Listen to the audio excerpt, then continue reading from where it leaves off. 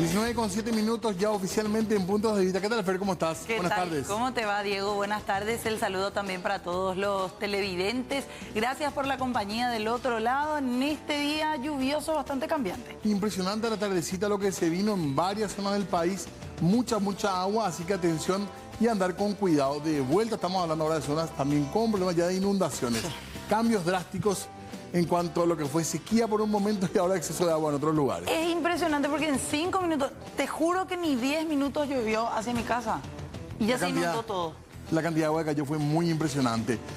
Atención que esto podría continuar para Cacupé. Mañana un poco de un intervalo, pero quizás el jueves de vuelta. Así que mucho cuidado con esto, a tomar las precauciones. Para la gente que se va a ir principalmente, sí. Y quien puede elegir también que juegue un poco con el tema del clima. Quien tiene tiempo para ir el 8, el 7, quizás también mañana. Así que ya hablaremos de eso porque tenemos un tema central en nuestro día de hoy. Sí, señor. Mañana figura en el orden del día. Mañana la intención es tratar, y algunos ya dicen incluso aprobar, darle media sanción a un proyecto que habla de la creación de la Superintendencia de Jubilaciones y Pensiones. Asimismo, se habla de esto, se habla de qué podría significar y sobre todo se pone atención a lo que tiene que ver con IPS, que es el lugar donde efectivamente hay plata, digamos. Claro.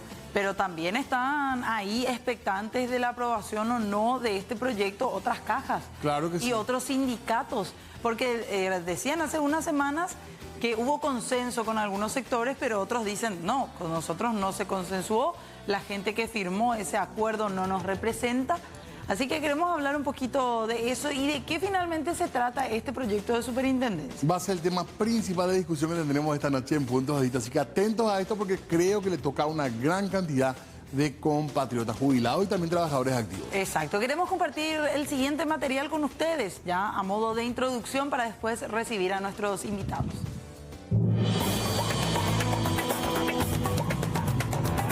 En nuestro país, el origen histórico de los sistemas de jubilaciones y pensiones se remonta al año 1909 con la Ley de Organización Administrativa de la Administración Central, la cual contemplaba a los funcionarios públicos permanentes de la Administración Central, agentes de policía y militares cuyas remuneraciones figuraban en el presupuesto general de gastos de la Nación. Esto se convirtió en la Caja de Jubilaciones y Pensiones del Ministerio de Hacienda, que reúne una gran cantidad de empleados públicos.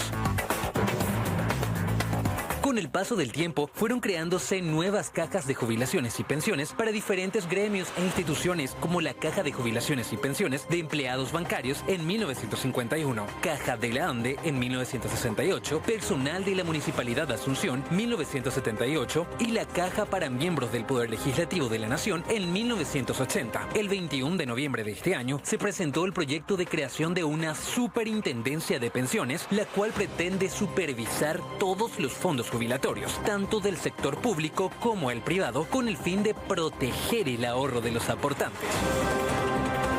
Además, están contemplados los cambios en la gobernanza, pero no se modifican aspectos como la edad jubilatoria ni los beneficios que ofrece cada caja.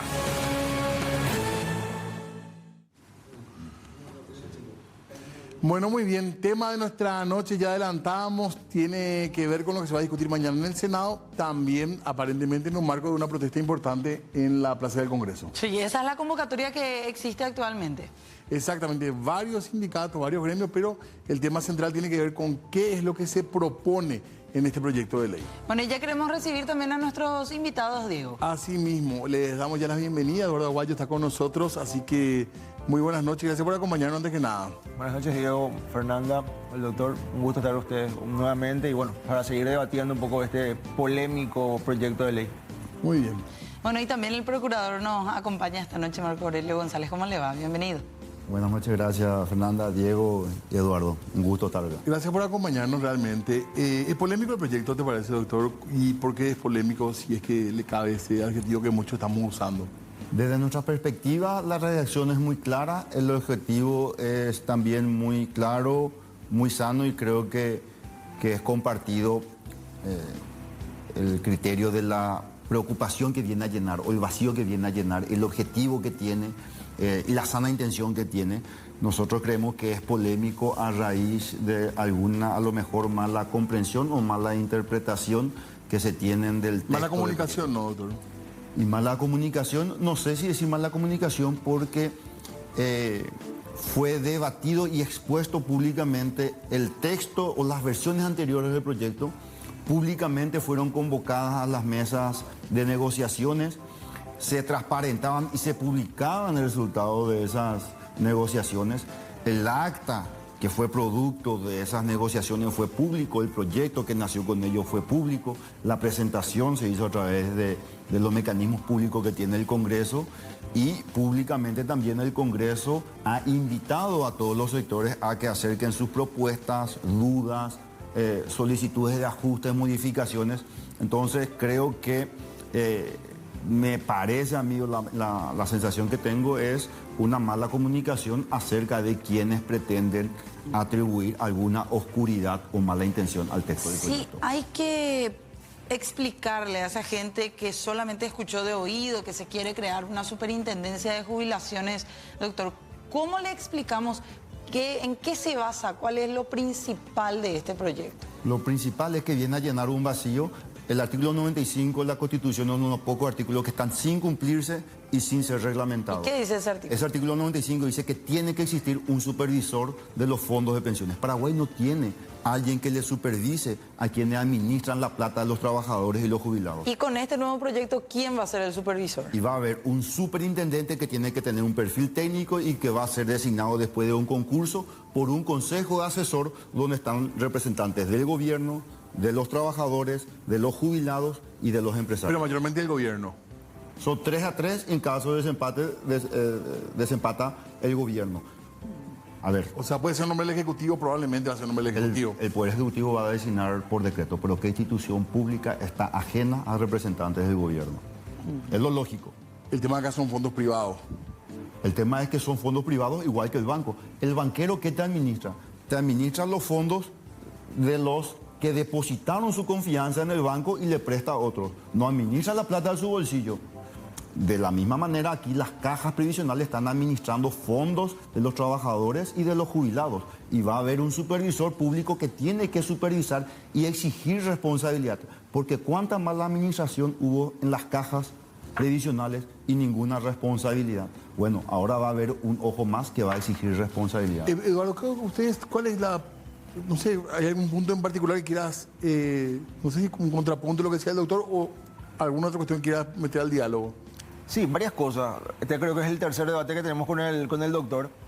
En primer lugar, nosotros, y eso digo yo en cada intervención que tengo, nosotros tenemos que despejar acá una cuestión que no es cierta. O sea, nosotros estamos a favor de que exista un mecanismo, digamos, de control, de vigilancia sobre la utilización de los recursos. Esa es una cuestión, digamos, que no está, digamos, en duda.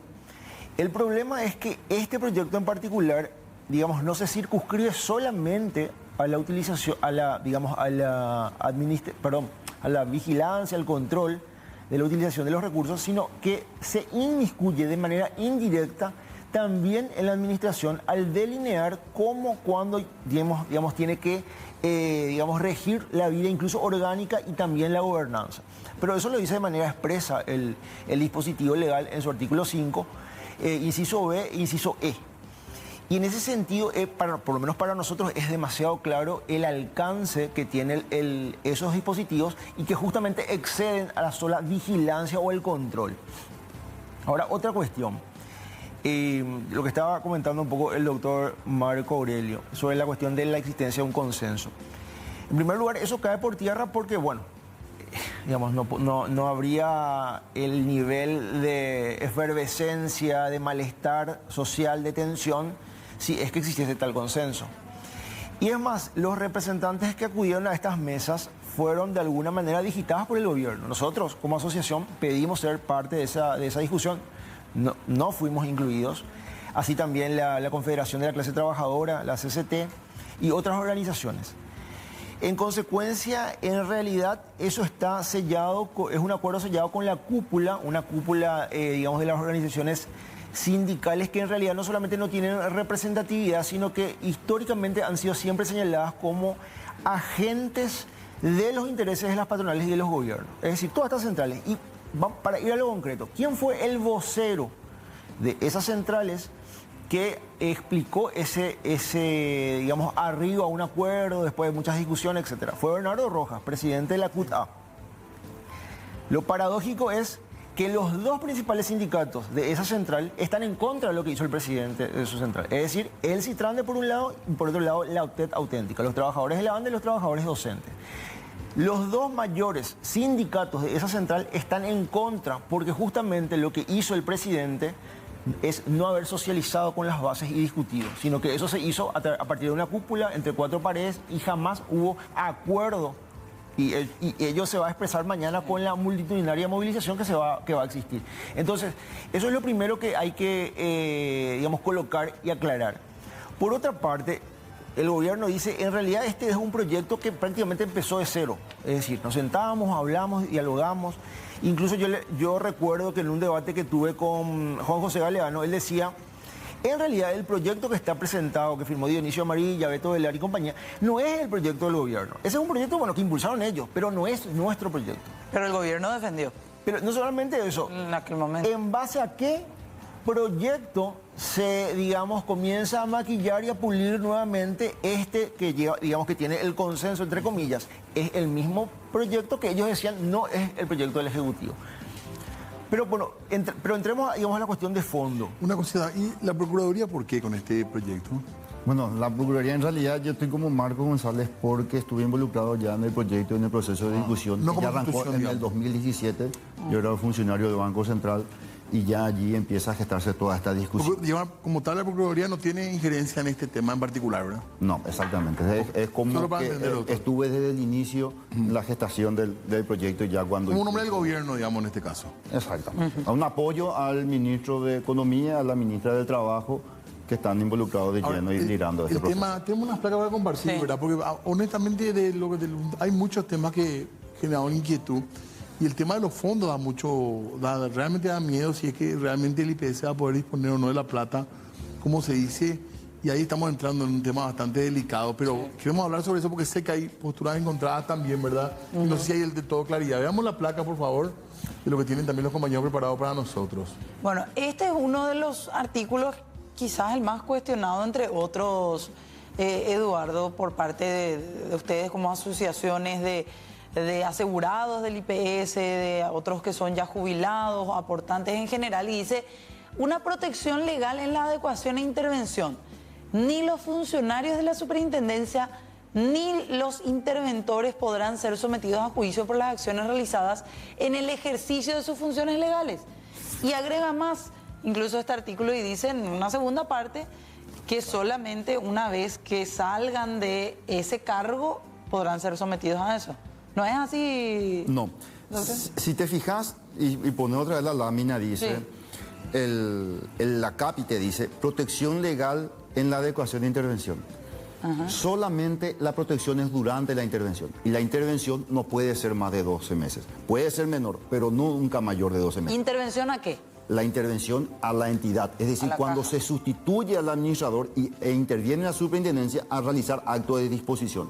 Entonces, la protección es para que en ese periodo de 12 meses haya estabilidad y las decisiones se puedan tomar tranquilamente hasta que se elija y venga un nuevo representante a adoptar decisiones en la entidad. Y esta norma es exactamente igual a la que rige en el sistema financiero, donde durante la intervención a un banco, allí no se le puede demandar, pero sí después, al terminar los 12 meses, se puede exigir y se debe exigir la responsabilidad, no solamente por parte de cualquiera que se vea afectado, sino a las instituciones públicas donde se van a enviar los reportes de esas actuaciones durante ese periodo. Pero en el artículo no se aclara que van a ser 12 meses nada más.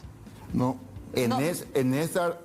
No. Lo que pasa es que si lees con el acápite se entiende perfectamente, pero la Comisión de Legislación del Senado está haciendo un ajuste como para que eso quede Se va a muy cambiar claro. esto. Se va a hacer un Acá ajuste. Claro, por eso. no dice eso, doctor. Pero si lees con el acápite, Diego, Claro, pero no establece, pues, cualquiera se puede tomar de eso para decir, no dice que hasta 12 meses nomás. Nos falta un poquito más de claridad, ¿acaso, en ese artículo, doctor? podría ser, y a ese efecto la Comisión de Legislación del Senado plantea una modificación para dejar tranquila a la gente y decir que la protección legal es sola, única y exclusivamente durante la ¿Se pueden intervención. crear esta suerte de fueros así por una ley? Normalmente, hoy el senador Nakayama preguntaba, ¿obedece a los mejores estándares internacionales? Es una exigencia de los mejores estándares internacionales, una mejor práctica. Es un requerimiento de los organismos internacionales. Es una norma de protección que tienen todas las demás instituciones de supervisión en los otros países. Con nuestra Constitución está... Pero es que ahí vos no estás declarando la irresponsabilidad, Diego. Vos lo único que estás diciendo es, si vos te nombro interventor y vos te vas a una entidad y tenés que tomar actos de disposición y te recurren la decisión y durante 12 meses no hay una medida cautelar y no podés tomar la decisión, ¿quién toma la decisión? ¿Vos o el sustituido? O sea, no puede haber un limbo cuando se trata de determinar el rumbo de los fondos de pensiones. Entonces, lo único que te garantiza es que durante 12 meses haya estabilidad y que después se asuman las responsabilidades. Esto se va a modificar. Sí. Se le está trabajando en esta modificación Para aclarar, para reforzar la idea que ya está de que solo única y exclusivamente esa protección se da durante la intervención y que después de ninguna manera. Ahora están trabajando en modificaciones, ¿cierto? La Comisión de Legislación se reunió ayer y hoy otra comisión del Senado, y a raíz de todos esos comentarios yo tengo entendido que ya hicieron ajustes para dar tranquilidad a todos los temores que se fueron manifestando durante este tiempo. Y Eduardo, en tu caso, para conocer nada más también la postura de Eduardo en realidad yo le decía justamente al doctor que este artículo es uno de los más polémicos, pero es cierto, a ver, en honor a la verdad hay que decir lo siguiente. Estos dispositivos están bajo el capítulo de las adecuaciones e intervenciones. Sí. En consecuencia, los artículos anteriores establecen los periodos de tiempo en el que se desarrollan, lo que explicaba el doctor, ¿verdad? Un tiempo máximo de 12 meses, tanto digamos, las adecuaciones como las intervenciones. Por eso dice durante sus funciones, pero no se refiere a la función, digamos, como funcionario, sino se refiere al periodo en el que actúa. Entonces, ahí lo que hay que discutir es si esa inmunidad, digamos, eso es lo que entra, digamos, en discusión o en polémica. Pero, digamos, hay que despejar de que en realidad no está hablando de los 5 años. Claro. Entonces, yo creo que, ahora... Para no dejar ninguna laguna, nada. Claro, ahora, a mí me parece que, digamos, es una cuestión discutible.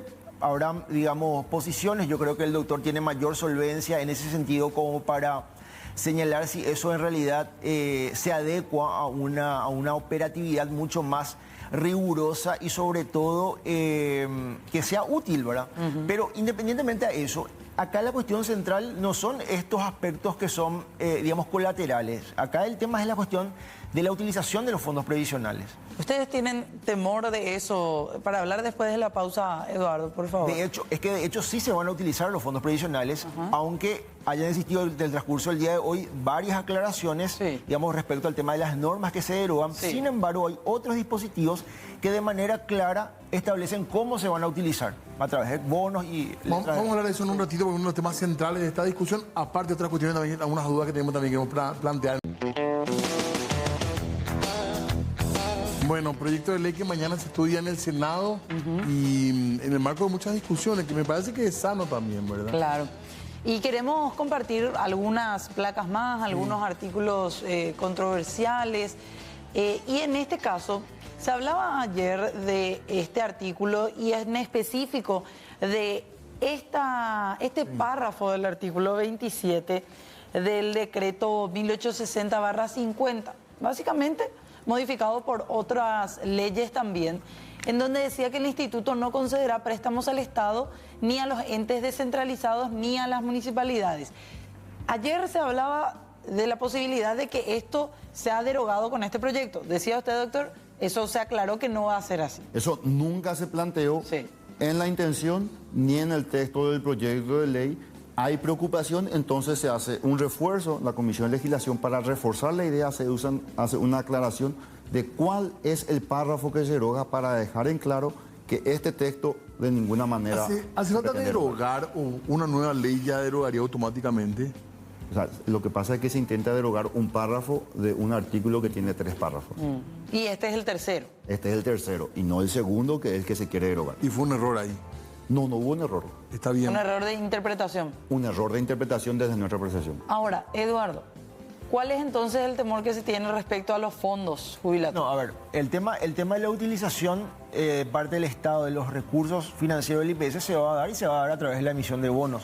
Y además acá hay una cuestión que también, para ir a lo concreto, el artículo 11 que habla de inversiones, no establece una cuestión facultativa. Dice las entidades de jubilaciones y pensiones leo concretamente, no dice podrán, deberán, dice podrán comprar, o sea, podrán, no es que le faculta, podrán comprar, vender, arrendar, negociar e invertir sus activos y le establece todos los instrumentos. Podrán, régimen de inversión. Como facultad. Dice, todos son instrumentos emitidos o garantizados por bancos o instituciones financieras, los bonos o títulos de deuda de oferta pública, llámese letras del Tesoro, bonos del Estado, obligaciones del Estado, cuotas de participación, créditos, inversiones y al final dice otros activos nacionales o extranjeros. Esto quiere decir que básicamente los fondos previsionales van a empezar a utilizar, independientemente que tenga un techo, pero se va a utilizar para financiar al Estado. Y la pregunta es, ¿por qué el Estado requiere de estos fondos? Estamos hablando fuera de cámara porque hay una situación de crisis que el mismo Estado... Pero para aclarar nomás para la gente que por ahí no maneja los términos, el bono es un instrumento, ¿verdad? En el cual el IPS va a poner la plata y el Estado le va a entregar un bono, un papel. Para cobrar en el tiempo a un plazo determinado por un interés determinado. Va a salir la plata del IPS y le va a prestar al Estado que ya es su deudor. Así mismo. Y el ministro decía, en realidad es el activo más seguro, digamos. El problema está en el marco de qué es más seguro. Claro que los compromisos que se asumen a través de estos tipos de instrumentos, cuando se le exige el pago al Estado, digamos, del transcurrido el plazo y los intereses, pero ¿quiénes son esos organismos? Son los organismos internacionales. No, es el Instituto de Previsión Social al quien ya se debe 600 millones de dólares. O sea, digamos, es inconcebible que vos le asegures que el Estado es el mayor deudor de la previsional y le asegure y le garantice el pago en el futuro de, digamos, el dinero que se llega a utilizar. ¿Y si el Estado no cumple, qué pasa? Tiene una mala calificación, ahí tenés Argentina, ¿quién te compra después? No hay riesgo que pase eso. Mira, pero una cosa es defender, y eso el ministro de Economía lo defendió muy bien, defender la calidad del bono paraguayo, la ventaja que representa y para responder nomás la preocupación, no hay ningún antecedente de alguna mala administración de una entidad financiera o entidad de jubilación que haya caído en el estado en el que está por comprar bonos de tesoro. En primer lugar, la historia nos lo demuestra. En segundo lugar, todas las actuales leyes orgánicas de las cajas previsionales ya permiten comprar bonos del tesoro. Y el Estado no está exigiendo que se compre. Que se permita comprar no implica que el Estado va a obligar a que este se compre. Pero el IPS es mejor candidato, digamos, que el resto de la caja. ¿Y por qué hasta hoy el Estado no obligó a que se compre bonos del tesoro? Pudiendo hoy hacerlo. A lo mejor no estábamos tan endeudados. ¿Cómo? A lo mejor no estábamos tan endeudados como para requerir de esto. Anteriormente. Pero lo que pasa, hay que hacer... No tiene mucho que ver porque si uno... Bueno, esto es una pregunta más para el ministro de Economía para que se pueda evaluar, porque uno de los elementos de los ratings es el estado de deuda en función del PIB y otros factores económicos. Y Paraguay es uno de los que más colchones tiene todavía. No quiere decir de que se va a endeudar el doble o 3 veces más ahora, ¿verdad? Pero te quiero decir nomás que en ese colchón o en ese margen Paraguay todavía está de manera muy solvente frente a sus deudas, ¿verdad? Okay. Eso por un lado. En segundo lugar, lo que te quería decir, hoy se permite, y lo que va a hacer la ley, hoy ya se permite ilimitadamente, y lo que con el proyecto de ley se permite es que todos los activos, no solamente los bonos del tesoro, tengan un límite. Y es más, la ley dice de manera clara que son las cajas las que podrán, como bien leyó Eduardo, podrán, no le obliga, y que de ninguna manera, dice el proyecto de ley, la superintendencia va a poder obligarle a que se establezca un mínimo de inversión en cada activo que determine la superintendencia. ¿Hasta cuánto puede? Pero lo que pasa nomás es lo siguiente, cuando dicen podrán, pero es solamente en estos activos. ¿Por qué esto? Porque el artículo 28 de la Carta Orgánica del IPS hace especial énfasis a que las inversiones se tengan que hacer en el sector productivo y eso desaparece con esto. Porque cuando dice podrán facultativo, pero podrán en qué? En esto, esto y esto y esto. Es decir, en instrumentos financieros nada más, no en el sector productivo. Eso es lo que desaparece.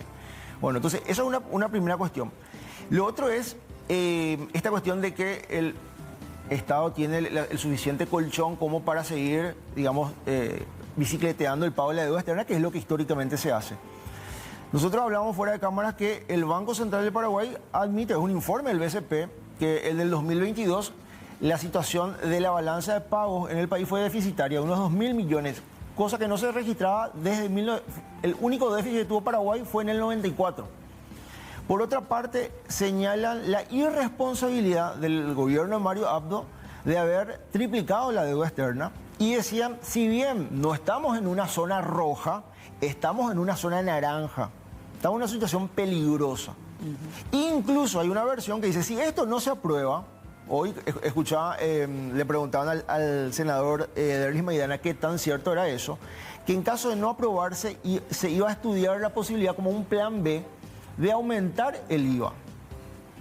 Entonces quiere decir que si hay una situación, digamos, de suficiente holgura financiera, ¿por qué se necesita echar mano a esto? Si es que en realidad estamos, digamos, en una situación donde no hay necesidad de recurrir a los fondos y ponerlos en riesgo porque el Estado tiene la suficiente espalda como para hacer frente a las deudas que ya contrajo y también a las inversiones que son necesarias en distintos sectores. Entonces, es una contradicción, pero además nosotros, digamos, entendemos también que este proyecto, por el carácter que tiene, justamente está al servicio de los grandes negocios. ¿Qué tipo de negocios? Los negocios especulativos. ¿Dónde están los banqueros?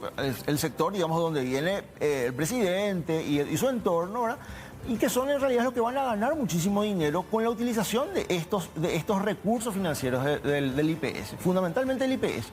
Entonces, para nosotros no es una cuestión, digamos, que es un temor infundado. Además, parte incluso de antecedentes que tienen que ver con la otra superintendencia que ya existe, es decir, la superintendencia de bancos.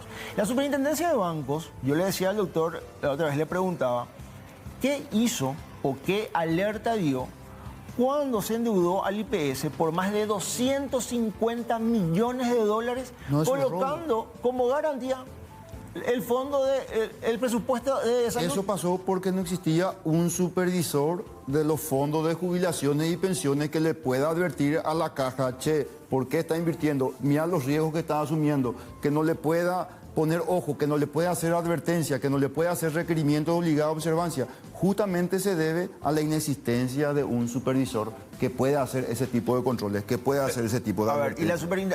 Ahora te hago la pregunta, si Marco. Y entonces, ¿por qué? Otra cosa que yo quería nomás avisar porque vos hiciste. Ojo, cuando los paraguayos opinamos sobre cuestiones paraguayas, no nos disparemos al pie. Los bonos del Tesoro tienen demasiado buena reputación, son demasiado bien apreciados en el mercado internacional, incluso en el nacional, y tienen más de 4 o 5 veces la demanda que se está estimando por cada emisión que se hace. Entonces, nosotros decimos muy claro, no se va a pretender obligar, pero otra cosa es querer criticar la solvencia del Paraguay como Estado deudor, porque eso hace mucho a la credibilidad con las que nos ven también los inversores y los otros países. Entonces, yo quiero que también seamos cautos y no caigamos en una irresponsabilidad, porque yo admiro y le aprecio mucho a Eduardo. Él se anima a hacer estimaciones económicas. Yo soy abogado, me voy a limitar a lo que sé, pero ojo con esos datos que se mencionan y que se descontextualizan para hacer mella en algo que nos ha costado muchísimo a los paraguayos conseguir y que somos la envidia de la región y de nuestros países muy grandes y muy poderosos. Entonces, ojo con eso. Quería hacer una pregunta, Eduardo. Te pedimos que haga la pregunta y después vamos a hacer una pausa para que conteste el doctor. No, a ver, dos cosas. Digamos, este tipo de argumentos es, digamos, con todo el respeto, pero es propio de aquel sector social que acumula y que, digamos, que pone como en una vidriera la capacidad de acumular cuando hay, digamos, cada vez un mayor segmentos sociales en la pobreza y en la miseria. 70% de informalidad, un nivel del 63% de evasión. En los 100 primeros días de este gobierno, ¿qué política concreta se tomó en contra del empresariado que explota por la evasión que hay, que significa 600 millones de dólares? Hoy el informe de ingresos tributarios, ¿cuánto aumentó la recaudación? Hoy el IPS alcanza, su ingreso mensual está entre 100 y 110 millones de dólares. Con la evasión que se produce en el país, eso podría saltar a 600 millones de dólares. Y todas las denuncias que hacemos al Ministerio del Trabajo, incluso en este periodo, y voy a poner un ejemplo concreto, la empresa Guardián S.A. hace 5 años no paga a sus trabajadores el IPS. Hicimos el pedido de intervención, hasta ahora la ministra no ha dicho absolutamente nada. ¿Por qué? Pero eso no es una cuestión de este gobierno, es una cuestión histórica. Porque el Ministerio del Trabajo históricamente ha sido una agencia de las patronales. Vos te vas a hacer una denuncia y lo primero que hacen es le llaman al patrón, mira que se está formando un sindicato, mira que te están cuestionando la cuestión del IPS. Así ha funcionado porque no hay forma de explicar cómo vivimos una situación de barbarie en ese sentido, y el Estado no hace absolutamente nada. Entonces, no hay obviamente ningún tipo de confianza. Y cuando se tienen estos datos así, digamos, sobre el tema de la, digamos, de la imagen que tiene el Estado paraguayo, pero la imagen para invertir, ¿para quién es esa? Para los capitalistas, para los que vienen a invertir y hacer dinero. Es para esa gente. No, no es en beneficio. Bueno, si fuese esa la situación, Marcos, no existiría esta situación de barbarie que te estoy comentando y que tienen que ver con datos duros, que tienen que ver con la cantidad de porcentaje que hoy existen trabajadores informales sin ningún tipo de seguro de nada, ganando sueldos de miseria. Entonces, esa es la realidad del país. La realidad del país no es la gente que vive en Villa Aurelia y compañía, por esos barrios chuchi. La realidad de la gente es lo que vive en la Villa Miseria, los que viven en los asentamientos campesinos que no tienen nada. Y a la gente, qué pobre que le interesa, su jubilación, su pensión, y, no y que alguien supervise. Y vos estás impidiendo que exista un supervisor que supervise la administración de tu fondo, porque vos estás en algún momento. Lo que nosotros estamos en contra. Y llevamos no sé cuánto tiempo debatiendo, y vos no aterrizás en el articulado en cuál es la propuesta que estás proponiendo para que haya una mejor redacción, o cuál es el elemento que está impidiendo el libre desarrollo o la libre decisión por parte de las actuales cajas. ¿Cuáles son esas deficiencias normativas? Hablemos de eso. A ver, justamente entramos al inicio, yo te cité el artículo 5, el inciso B, yo te respondí. El inciso E. Bueno, pero tienen que ver con, porque reglamenta o regimenta la vida orgánica de la previsional, de manera indirecta. Cuando dice solo podrán, y te puse un ejemplo concreto, y solo podrán invertir en esto, ¿qué es lo que significa eso? Le está reglamentando, en esto nomás puedes invertir, en el sector productivo, no, en eso no puedes invertir.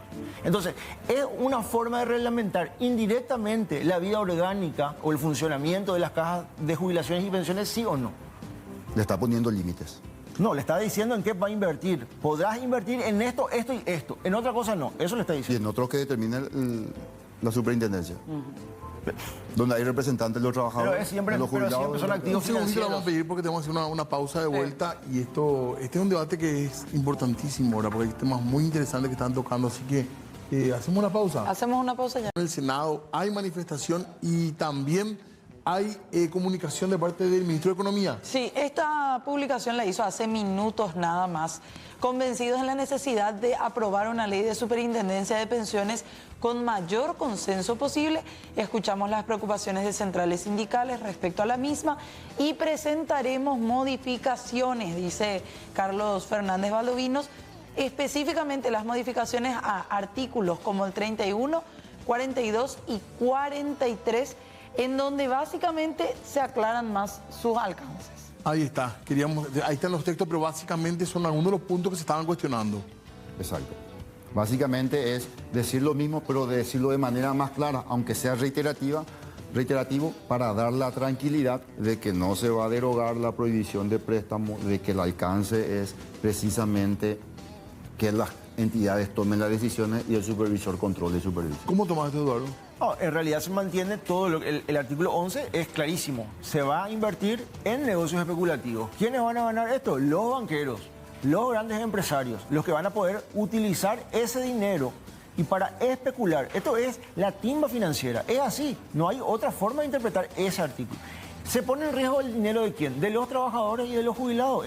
Esa es la realidad. No cambia para vos. Para mí no cambia. Y además, la tendencia es de agravamiento de la crisis. Y no en Paraguay, a nivel mundial. Incluso el propio Fondo Monetario Internacional habla de una situación de recesión que podría ser inminente incluso para el próximo año por todos los conflictos que existen en el mundo. Esta ley hay que retirarla, no hay que tratarla y hay que hacer un nuevo proyecto, ¿o cuál es tu propuesta? Para nosotros tiene que haber una ley de superintendencia, es necesario un mecanismo de control. Incluso habría que analizar si con los que ya existen, digamos, no se debería sincronizar, pero nosotros no estamos ajenos al control, estamos de acuerdo, pero creemos que debería ser un cuerpo normativo similar justamente al de la superintendencia de bancos, que se limita de manera estricta justamente al control, a la fiscalización, pero no se inmiscuye de manera indirecta. No toma decisiones por las cajas, digamos. Claro, porque este proyecto lo que hace es de manera indirecta, regimenta la vida orgánica y además hasta en la gobernanza se mete. Este proyecto tiene exactamente la misma estructura de gobernanza que el Consejo de Administración del IPS. Es la misma foto. Y ustedes dicen que va a ser un fracaso si se hace. Y además estamos en desacuerdo, porque esto que dice el doctor, que dice son 3 del Estado y 3... Pero se está contradiciendo. Porque las potestades que se le da al superintendente de jubilaciones y pensiones son exactamente las mismas que tiene el superintendente de bancos y son exactamente las mismas que tiene cualquier superintendente de jubilaciones y pensiones de la región. Basta ver con las cartas orgánicas nada más. Es decir, y en todas se prevén exactamente las mismas competencias con los mismos alcances. Y lo que nosotros queremos hacer es invitarle a Eduardo cualquiera que traiga cualquier propuesta de redacción, de ajustes, que lo vamos a estudiar. Si no entra en el Senado, podemos acompañar en diputados, pero que traiga alguna propuesta que construya, que diga esto modifica y pone de esta manera para que quede claro. Porque recién lo anunció el ministro de Economía. Todas las preocupaciones que se manifestaron en la fecha fueron recogidas para dar satisfacción, para dar claridad, para dar tranquilidad a la gente de que no se va a tocar la prohibición de préstamos. Bueno, yo te tomo la palabra, Marcos. Un cierre, por favor. Sí, yo te tomo la palabra y entonces, a partir de ustedes que tienen la mayor apertura de escucharnos y de que llevemos una propuesta, entonces que no se sancione, mañana no se dé media sanción al Senado, se haga una audiencia pública que no se hizo con este nuevo proyecto que entró el 23 de noviembre y no hubo tiempo ni siquiera de discutir. La gran mayoría de las personas ni siquiera conocen cuáles son la nueva redacción. Que se postergue, ustedes piden ahora mismo. Por supuesto, porque es una cuestión lógica. Por eso mañana va a haber una movilización que va a demostrar que no existe ningún consenso, que no existe el más mínimo consenso. Mañana hay convocatoria frente al Congreso. Así mismo. Doctor, ¿algo más para cerrar? No, que estamos abiertos a escuchar todas las dudas, las preocupaciones y los planteamientos que surjan, a sentarnos a discutir y a tratar de generar el consenso como se hizo desde el día 1. Gracias, Amo, por venir. Gracias. Muy amables. Gracias a ustedes. Muy amables. Tenemos que hacer pausa.